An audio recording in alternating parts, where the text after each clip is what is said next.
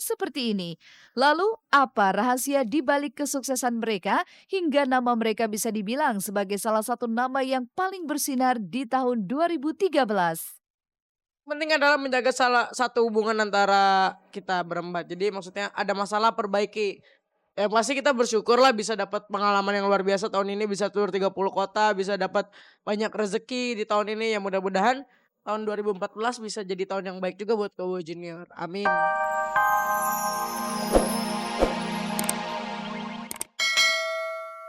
Unik. Kenapa unik? Sebab Andre tidak mengajak anak-anaknya ke pantai atau menyambangi mall. Namun penyanyi yang pandai melawak ini justru membawa kedua anaknya ke sebuah pameran mobil antik. Pemirsa Seleb on Cam, agak sedikit mendung tapi kayaknya enak cuacanya. Mudah-mudahan nggak hujan. Hari ini nggak kebetulan. Saya cuma bertiga aja nih sama yang cowok-cowok karena anak saya yang perempuan ikut mamanya. Nanti malam baru kita nanti malam baru kita ketemuan di tengah-tengah. Ajis juga males gitu, ngapain saya ngajak Ajis? Anak saya bukan, ngapain saya ajak? Jadi mendingan saya ajak anak saya gitu. Oke pemirsa, kalau begitu kita siap-siap udah mau jalan nih. Ikutin aja terus. Seharian ini pasti dijamin seru banget. Karena katanya ada mobilnya ex-nya Pak Karno juga di sana. Dunia anak-anak adalah dunia bermain, seperti halnya Dio dan Kenzi yang tetap saja bermain meski berada di pameran sekalipun. Lihat saja bagaimana dua jagoan kecil Andre ini bersenang-senang bermain, sementara sang ayah sibuk memperhatikan jajaran mobil kuno yang dipamerkan. Dan inilah kebersamaan kakak beradik itu yang terekam kamera tim Seleb on Cam.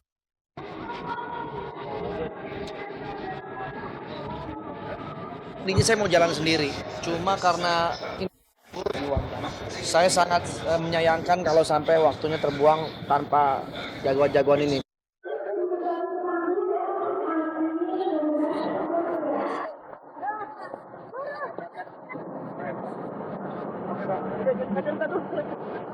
Saya ketemu dengan Karno replika.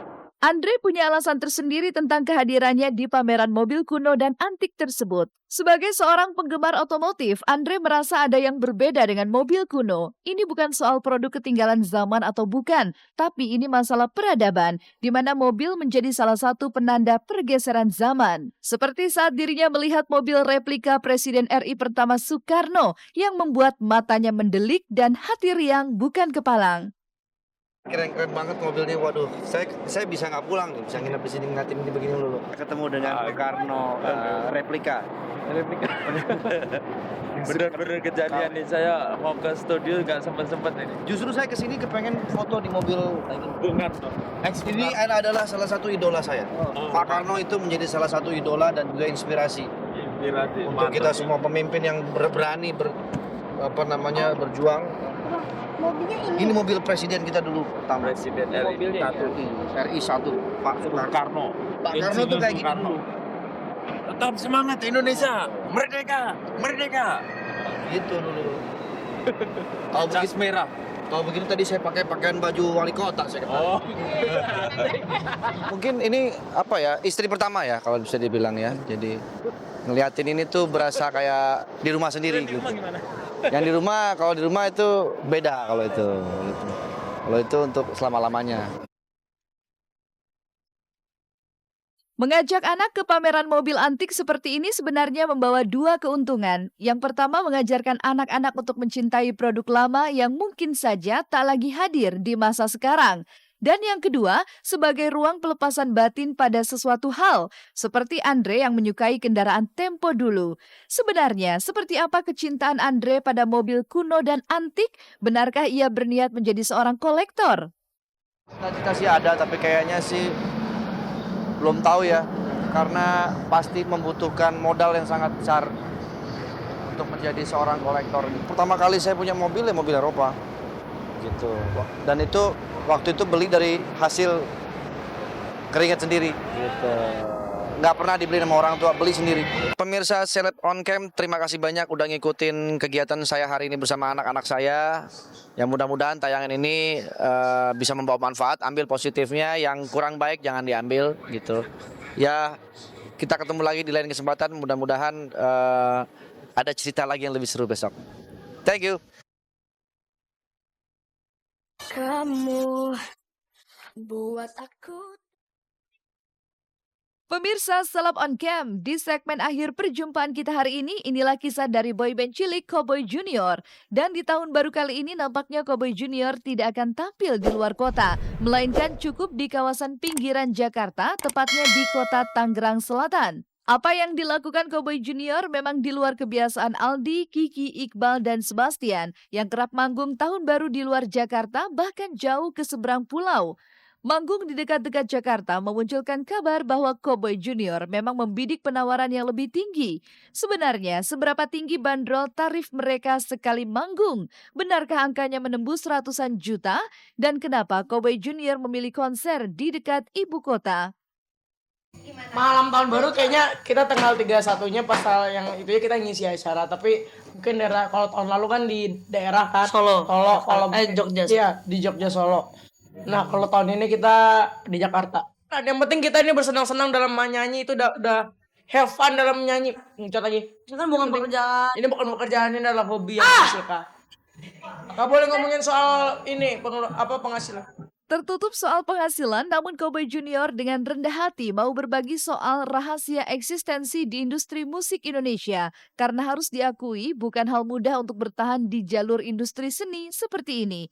Lalu, apa rahasia di balik kesuksesan mereka hingga nama mereka bisa dibilang sebagai salah satu nama yang paling bersinar di tahun 2013? Penting adalah menjaga salah satu hubungan antara kita berempat. Jadi maksudnya ada masalah perbaiki. Ya pasti kita bersyukur lah bisa dapat pengalaman yang luar biasa tahun ini, bisa tur 30 kota, bisa dapat banyak rezeki di tahun ini. Ya mudah-mudahan tahun 2014 bisa jadi tahun yang baik juga buat Cowboy Junior. Amin. Lain Cowboy Junior, lain juga Amel Carla. Senang makan kue rupanya juga membuat Amel untuk senang bikin kue. Inilah istimewanya Amel Carla, si artis cilik yang tak asing lagi dengan suasana dapur. Dari dapur itulah Amel mengekspresikan keinginannya untuk bisa membuat kue kegemarannya terlebih di saat liburan sekolah seperti saat ini. Tapi jangan membayangkan Amel bakal meracik adonan untuk kue tart atau sejenisnya. Karena Amel memilih racikan kue yang simple namun menarik hati. Nah pemirsa, ini dia. Karena kan Amel sendiri nih yang bikin. Mungkin ada yang mau nemenin. Tante Amel nih ada di sini. Tante Linda. Tante tahu kan cara bikinnya? Aku nggak tahu. Bohong, temenin Amel ya tante. Ini ada roti Mari ya namanya ya. Jadi biskuit. Nah ini ada meses. Sama ada susu coklat. Ini kita patah-patahin dulu. Berarti tante. Kalau bisa lebih aman pakai yang kacanya plastik. Piringnya atau baskomnya plastik. Lebih sering dibikinnya kayak bolu kue Putri Ayu, bolu pupus gitu. Nah, udah halus nih pemirsa. Yeay. Nah, sekarang saatnya kita mau masukin ini susu coklatnya ke dalam sini. Nah, ayo kita masukin. Kira-kira aja susunya yang pasti udah sampai ininya udah bisa dibulet-buletin. Ya, segini cukup.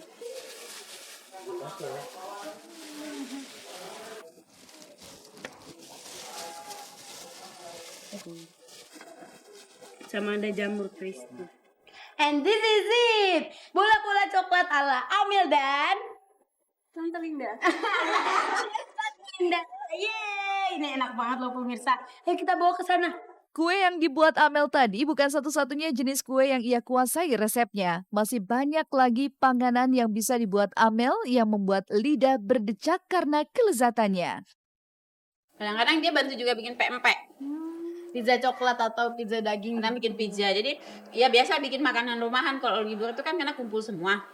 Jadi otomatis kita harus siap makanan banyak. Karena Paling enak kita tuh makan. bikin pastel. Alhamdulillah ya pemirsa, sesuatu banget. Amel kenyang. Yeay.